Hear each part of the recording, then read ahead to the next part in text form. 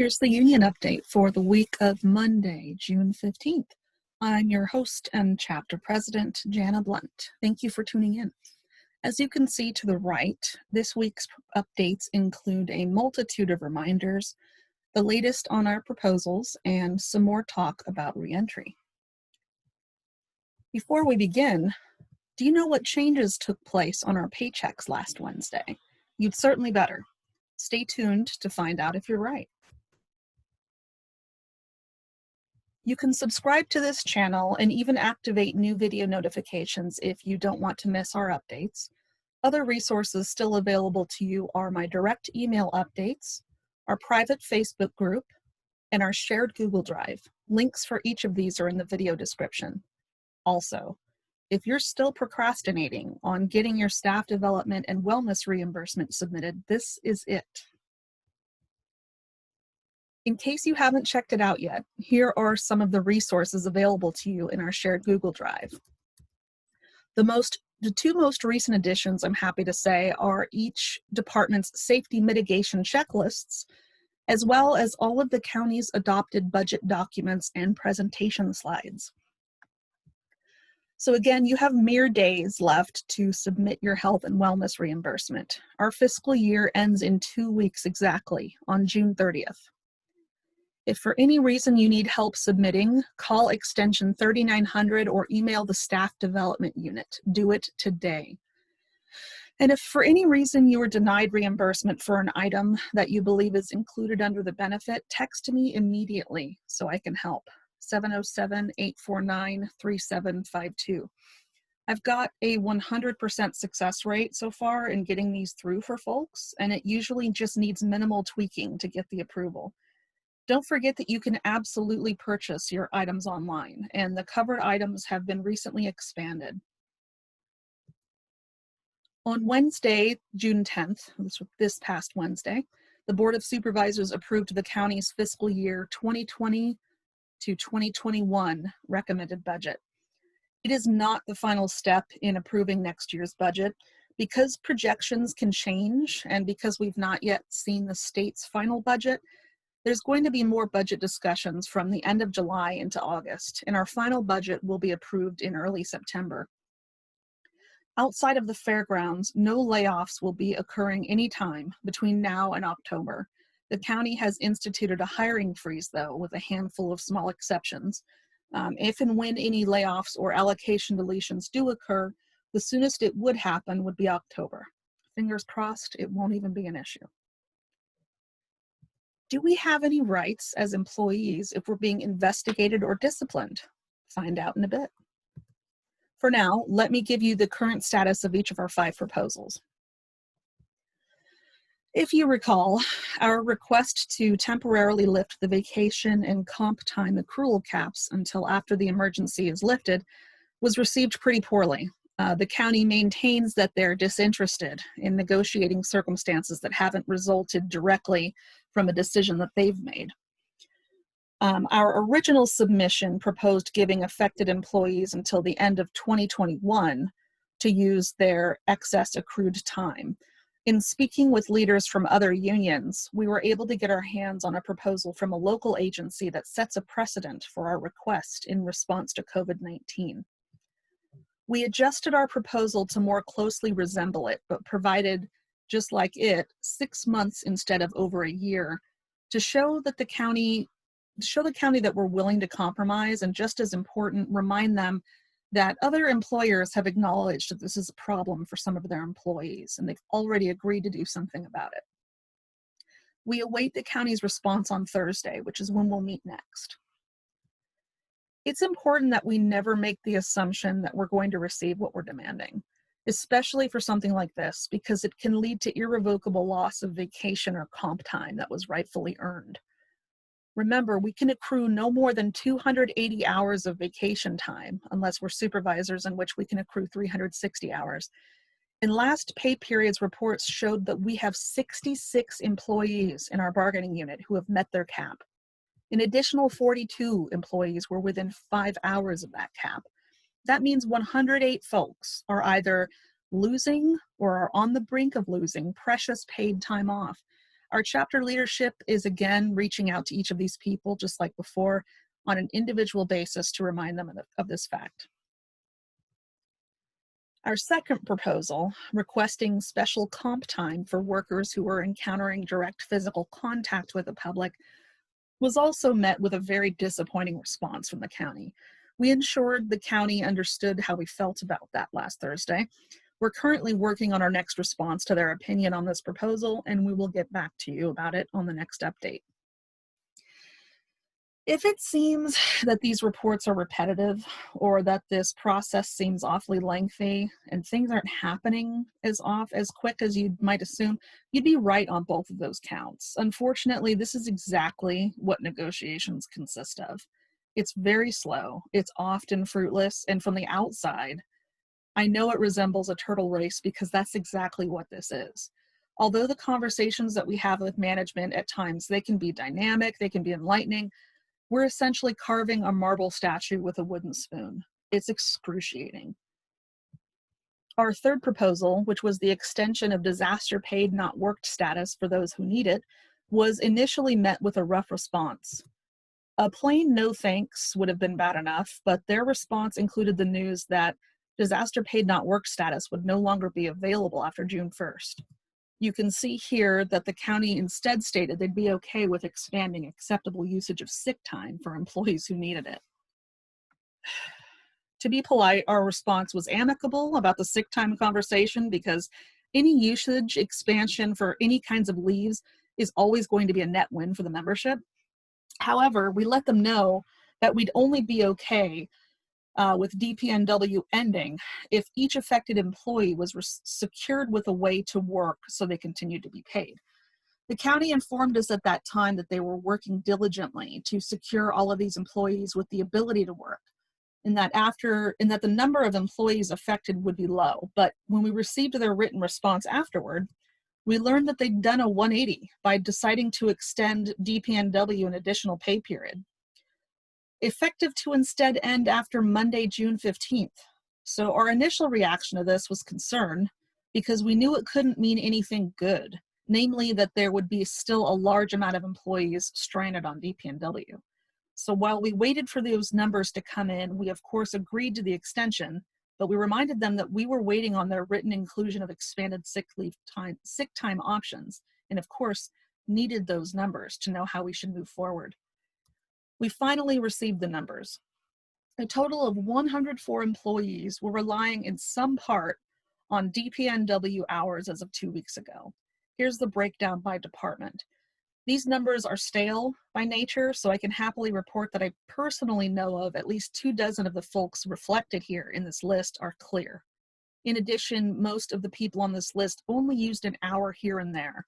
So these aren't people who are using it 100% of the time. But it is a spectrum. And however, we insisted upon receiving a second confirmation that HR is indeed working very hard with department management to get their acts together. There will be no valid excuse for any of these people to lose time after DPNW expires. There is work to be done and ways to get it done. We've also personally reached out to each of the employees on this list to learn more about their personal situations, to see what's being done and what can be done. So between the union and HR, I am certain that these folks will be okay. As always, we'll keep you updated. Telework. While many departments continue to expand their telework bandwidth, we've learned much more about reentry plans countywide. So because of this, and the fact that it's individual department management who determines whether their employees can telework, the goal of this proposal is being carried out well in some places, but not in others. More on this in a bit. Our fifth proposal, where we demanded direct involvement in each department's reentry, is going relatively well so far. We've been afforded meetings when requested. We've been able to speak directly with all management in each department we wish, and we've been able to review and share the reentry plans submitted by each department. So to recap, we're waiting on the county's response on their action for both the accrual cap lift and the disaster paid not worked status proposals. Comp time and telework proposals are on our desk for reworking, and reentry involvement has been considered granted fully. Hopefully nothing changes there. Do elbow guards, wrist braces, and other similar ergonomic items qualify for staff development and wellness reimbursement? The answer to this and the two quiz questions before it will be revealed shortly. First, let's talk about reentry. As we all know, most departments are aiming for reopening to the public at some sites on a gradual basis by the first week of July. We've brought up these reentry checklists before, but I am choosing to do it one more time just to ensure that everyone's had the opportunity to view what each department has submitted to HR's Risk Management Division. Remember, I've dropped each of these in our shared Google Drive. Here's the items that are actually provided in these packets. Your department management rates your level of exposure risk, with the 4 available levels being low, medium, high, and very high. And these are based on definitions provided elsewhere in the packet. Risk management also requires your department management to provide what their social distancing protocol is. Your department management has also been required to state what other mitigation measures that they've taken to protect their employees and the public. And you can also see the hours that they plan to be open to the public and how many staff members they're looking to pull back into the work site over time. You're going to want to see what your management has said about how at risk you are, your teammates are, what social distancing protocol they've reported is in place for you already, what other measures that they're taking to keep you and your clientele safe. So again, the link to our shared Google Drive, which contains all of the department checklists we've received, is in the description area of this video. In the midst of this reentry process, here is the greatest issue members have been reporting to us. In some divisions and departments, management has been charged with poor communication more than anything else. With my own eyes, I've seen inaccurate, contradictory, omissive, and overall just absent information disseminated to department staff. When asked of the reasoning behind reentry decisions, some management rationale has just been straight inconsistent. It's gone against our public health officer's recommendation. It's been unnecessarily harsh, and some decisions have made very little common sense. Perhaps the worst of it, though, is that the position being taken with these more problematic communications is one of evasiveness, it's condescension, of apathy, and of carelessness. Perfect communication is impossible right now, but some employees have been subjected to unacceptably poor leadership. It's times like this when the department directors who are remaining transparent, thoughtful, logical, and approachable through this disaster should be commended for avoiding these pitfalls. Managers in each department obviously deal with unique difficulties, and we have seen admirable leadership in several departments during this time, but I'd hope to think that the worst offenders are unaware of how destructive their decisions have been to any hope of securing the support and the cooperation of their staff. Shoddy communication stokes fear and resentment. So how does your department management measure up? Let us know. We, the rank and file, possess more power than you might believe during times like this. Maintaining open communication with everyone, your teammates, your supervisor, your department management, even reaching out to the Board of Supervisors, but most importantly, keeping an open line with your union leadership allows you to curate and maintain the best possible position during weird times like these.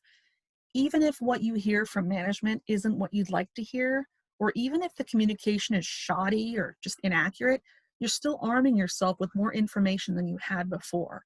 And getting that information back to the union, as well as management like the Board of Supervisors, is going to provide you with more agency over what is happening around you.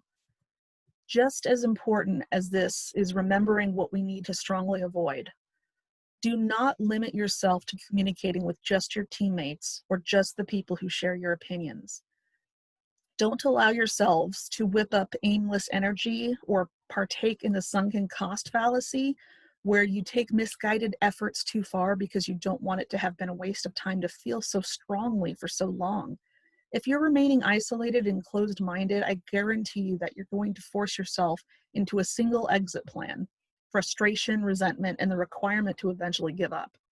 Our human nature is to direct that frustration and resentment outward, at management, at the union, and it's a difficult place from which to come back to reality. So here's what our membership needs from you. Just reach out. Start out with just being a source of information from your own workplace. Get information yourself by having reached out. Reach out to me, reach out to other union leadership, and then just keep that line open. Don't hold your department's well-being entirely on your shoulders, but be ready to see yourself making positive change. Because as soon as you do reach out to us, you're already having begun making a difference. The majority of our union leadership consists of other county employees who also care about the state of our workforce and the welfare of those we serve. But because we have our own day jobs, we need your help to maintain eyes and ears in your own neighborhood. The simultaneously cool and terrifying reality about advocating for ourselves is that we're truly figuring this out as we go along all the time, no matter how long we're involved. It's highly unstructured. We have an infinite room in which we get to kind of draw exactly how we'd like to contribute. Creative minds flourish in this environment, and methodical minds like mine are abused and ground into paste, which is, I hear, ultimately very good for self-growth, or at least I've convinced myself of that as a coping mechanism. All right, we did it. What changes just took place on our paychecks last Wednesday? If you answered dental benefit contributions returned and healthcare rate reductions began, you get an A+, baby. If you'll recall, our required dental contributions were suspended about 2 years ago, as of, I believe, August 2018. The county agreed to pay our way until June 2020. So this suspension has expired. So the $14.13 contribution per paycheck has finally returned. It was nice to go so long without having to pay toward our dental benefit. But the good news is that our hard-won healthcare decreases became effective as of Wednesday too. Just take a look at what our involvement on the Healthcare Benefits Committee scored us. These are unprecedented cost decreases across the board. These are your union dues at work. These are paying for themselves over and over again and then some. Do we have any rights as employees if we're being investigated or disciplined? Of course we do. These are called our Weingarten Rights, and I'll explain why in a moment. If at any point you're called in to meet with your supervisor or manager and you feel for any reason that that meeting may result in discipline, and that's your determination to make, whether you're right or wrong in your assumption, you have the right at that point to have anyone at the union accompany you. It does not have to be actual union staff like Michael or Diego. It can also be chapter leadership or a steward. But the caveat is that this is a right that you must invoke yourself. We will not be summoned by anyone else. You're not limited to the closest steward either. So long as the person that you wish to accompany you is willing and able to be there, you can request the presence of anyone in union leadership. Don't worry about the specifics or logistics right now, other than remembering that if you believe, for any reason, a meeting may result in your being disciplined, reach out to the union as soon as you learn of the meeting. If you're already in the meeting before you realize it may end in discipline, tell your manager politely that you're invoking your Weingarten rights and wish to have a steward present. In a way, we owe our Weingarten rights to 4 pieces of chicken. The incident that led to the Supreme Court case started when a woman named Leora Collins was called into a management meeting and accused of stealing from a Weingarten's supermarket where she worked as a clerk. A loss prevention manager got a report that Leora stole by taking a large box of chicken, which cost $2.98, at the lunch counter, but she only paid $1, which was the cost for a small box of chicken. When called into the management's office, Leora explained that the store had run out of the small boxes and she only took 4 pieces of chicken, which was the amount for a small order. Her explanation checked out. The store had indeed run out of small boxes. But throughout that meeting, the manager kept questioning Leora over and over about this accusation and others, and Leora repeatedly asked over and over for union representation, but her requests were denied, and the questioning just kept continuing. So when the meeting ended, management found no wrongdoing on Leora's part, and then they asked her to keep the proceedings private. However, Leora fought back by reporting the incident to her union representatives, who filed an unfair labor practice charge with the National Labor Relations Board. The NLRB affirmed that union employees have the right of the presence of a union rep during any inquiry where the employee's job might be in jeopardy. The Weingarten supermarket appealed that decision, so the case ended up going all the way to the Supreme Court, which ultimately ruled in favor of Leora, as well as the National Labor Rights Board and workers everywhere. So, remember, you can ask for a union rep at any time during the meeting. Here are the actual Weingarten rules. Under the Supreme Court's Weingarten decision, when an investigatory interview occurs, the following rules apply. First, the employee, that's you, must make a clear request for union representation before or during the interview, and you cannot be punished for making this request. Rule number 2 is that after you make the request, your boss must choose from among 3 options. The employer must either grant your request and then delay questioning until the union rep arrives or has a chance to consult privately with you, or your management can deny the request and just end the interview immediately, so it can get picked up later, I suppose. Or lastly, your manager can give you a choice of either having the interview without representation, which is a no-no, do not do that, or they can give you the option to end the interview yourself. The last rule, rule number 3, is that if the supervisor denies the request for union representation and continues to ask you questions, he or she is committing an unfair labor practice, and you have the right to refuse to answer. The supervisor cannot discipline the employee for such a refusal. So hopefully you're 2 for 2. Let's see how you did on pop quiz question number 3. Can you get ergonomic items like elbow pads and wrist braces reimbursed under the Staff Development and Wellness Program? The answer is yes, but only if you're submitting them for fitness reasons and not for ergonomic or office reasons. Ridiculous, absolutely, but make sure you do it right. I was able to get a member's denial reversed for this very reason last week. Although these items are traditionally considered to be kind of ergonomic in function, the member actually purchased them as part of a suite of items for the purpose of completing her workouts. So once we were able to clarify this with the staff development team, the member's denial was immediately reversed, and now she will receive the rest of her reimbursement right in time. So, as mentioned earlier in the video, please contact me immediately if you'd like me to look at your reimbursement denial, but I cannot promise a miracle if you wait much longer because we've got mere days left. Thank you again to everyone watching. Please continue to take care of yourselves and each other. Remember that it's healthy and logical to be concerned about reentry right now. But also remember that you can harness that energy into action. Give that energy an outlet so it doesn't consume you. In the meantime, we will keep in touch, and we hope that you'll do the same. Have a great week.